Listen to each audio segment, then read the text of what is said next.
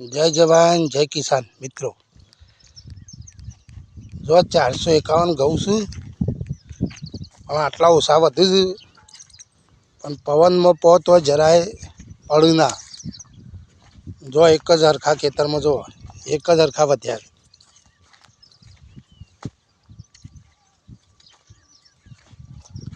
હજુ એક પણ હોઠો પડ્યો નહીં. અમે દિવસમાં જ પાયું છે, અને પવન હતો દિવસમાં પાયું છે. એક પણ હોઠો નમ્યો નથી. જો 4ની ગણતરી ઓછી હોય તો 451 ઘઉં વાવવામાં પડતા નથી.